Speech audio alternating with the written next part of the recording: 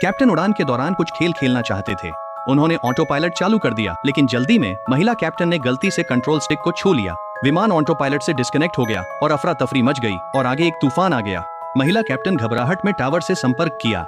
उसने अपने पति से उड़ान की दिशा में मार्गदर्शन करने को कहा, लेकिन उसके पति ने जानबूझकर अपने हेडफोन उतार दिए और अनसुना करने का नाटक किया। उसका तरीका सही था, क्योंकि वह पुनर्जन्मित व्यक्ति था। अपनी पिछली जिंदगी में उसकी पत्नी ने उसके पीठ पीछे उसके सबसे अच्छे दोस्त के साथ विमान में खेल खेले थे। उन्होंने यात्रियों को खतरे में डाल दिया था। अपनी पत्नी की मदद की गुहार के सामने उस आदमी ने तुरंत टावर का नियंत्रण संभाल लिया और 30 साल के कार्य अनुभव के साथ उसने विमान को सफलतापूर्वक सुरक्षित लैंड करा दिया। उसे लगा था कि उसकी पत्नी आभारी होगी, लेकिन विमान से उतरने के बाद उसने उसे मारा और उस पर जानबूझकर गलत निर्देश देने का आरोप लगाया, जिससे विमान का नियंत्रण बिगड़ गया। सच्चाई जानने के बाद यात्रियों ने मिलकर उस आदमी को सबक सिखाया। आखिरकार कानून तोड़ने के लिए उस आदमी को जेल में डाल दिया गया, लेकिन उसकी पत्नी यहीं नहीं रुकी। वह कप्तान अस्पताल में अपना प्यार दिखाने आए, जानबूझकर उसे चिढ़ाने के लिए। अत्यधिक दुख के कारण उस आदमी की मौत अफसोस के साथ हो गई, लेकिन भगवान ने उस पर दया की और उसे विमान के उड़ान भरने से 3 घंटे पहले फिर से जन्म लेने दिया। इस बार वह नरम दिल नहीं होगा। उसने हेडफोन लगाए और पत्नी की मदद की गुहार का इंतजार करने लगा। दूसरी ओर उसकी पत्नी ने फिर कप्तान के साथ वही खेल खेले जैसे पिछली बार किए थे, लेकिन ऑटो पायलट चालू होने के थोड़ी देर बाद एक हादसा हो गया। विमान फिर नियंत्रण खो बैठा और तूफान की ओर उड़ने लगा। दोनों कप्तानों ने अपनी संचालन संबंधी गलतियों के लिए एक दूसरे को दोष देना शुरू कर दिया।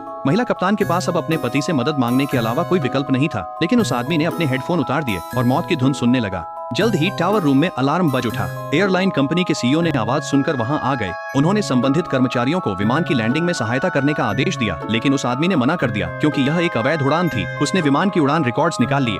तूफान आने से पहले ही विमान संतुलन खो चुका था, लेकिन यात्रियों को बचाने के लिए सीईओ ने फिर भी आदेश जारी कर दिया।